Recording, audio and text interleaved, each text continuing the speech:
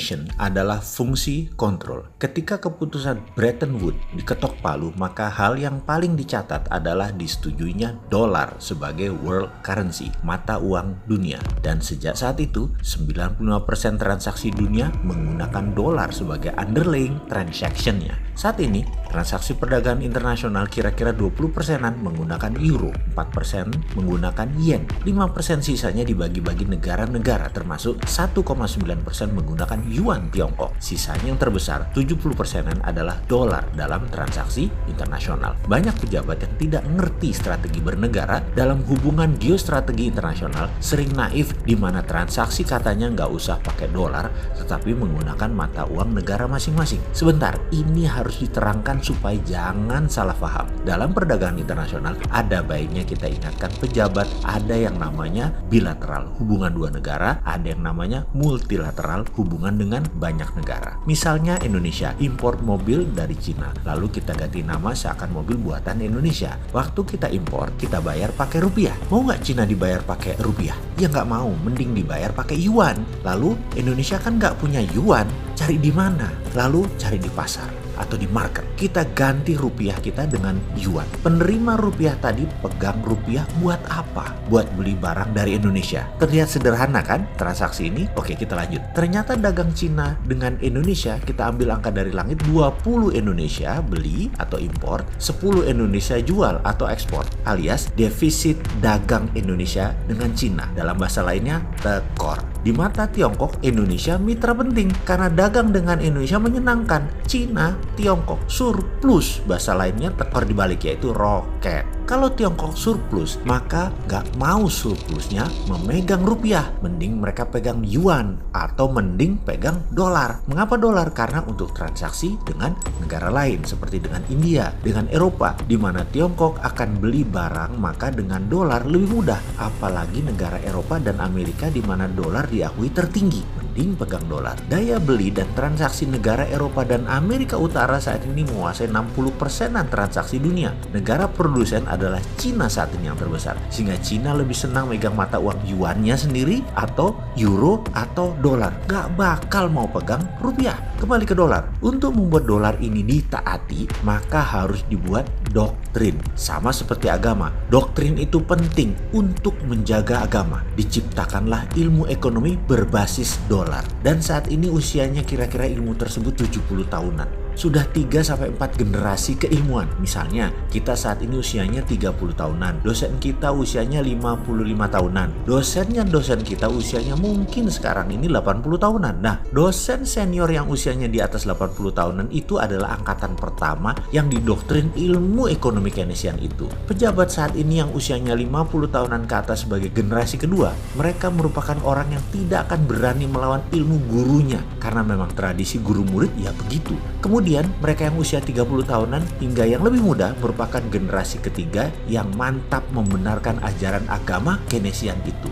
Umat Keynesian yang mengagungkan guru mereka yang saat ini menjadi pejabat negara pasti menghormati dosennya dosen dan ilmu-ilmu dari Harvard, Yale, Cambridge, dan lain sebagainya. Lalu generasi kedua tadi, Ben ketok pinter, ayat-ayat buku-buku Paul Krugman, Peter Senge, John Maynard Keynes, Friedrich Hayek, Milton Friedman, Larry Summers, dan banyak lagi dihafalin bagaikan hadis ekonomi supaya menjadi terlihat mengagumkan. Tidak salah pelajaran ekonomi tersebut, tapi ada pertanyaan sederhana. Apakah kemiskinan hilang dari muka bumi? Apakah jarak orang kaya dengan yang miskin mengecil dari tahun ke tahun atau semakin menjauh? Apakah dunia semakin sehat penduduknya atau semakin parah penyakitnya? Apakah lingkungan hidup semakin baik atau semakin tidak layak? Apakah dunia saat ini semakin damai? Bagi saya, kaum post-Keynesian, bagi kaum Green New Deal, dengan lantang kita berkata, kayaknya the system doesn't work. Keilmuan ekonomi dunia pada saat ini tidak bekerja dengan benar. Maaf, kami meragukan pembawa pesan ekonomi tersebut atau economic messengers-nya. Kita ragukan pesannya. Ini ilmu kaleng-kaleng kali ya. Kok buktinya dunia begini? Jadi ke depan bagaimana? Harus ada perubahan.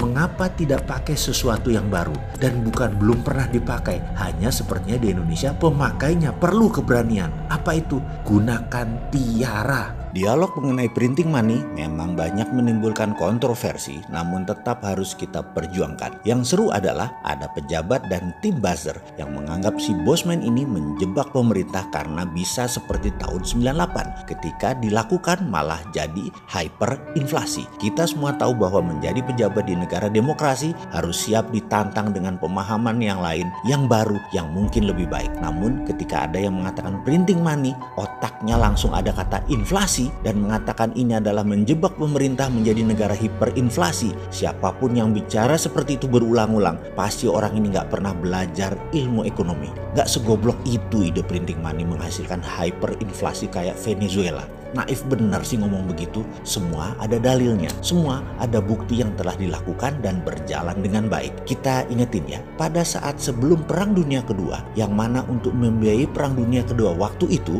JMK, ekonom yang terkenal, saya nggak mau perpanjang nih kata-kata JMK, yang menjadi penghitung war cost atau cost accountingnya atas biaya perang, yang menjadi dasar Federal Reserve cetak uang, di mana dia sebelumnya juga mendapat pekerjaan yaitu menghitung Project Relief Amerika dari Great Depression. JMK menghitung pembangunan Amerika berbasis infrastruktur statis jalan bebas hambatan dari tahun 1933 ke 1936.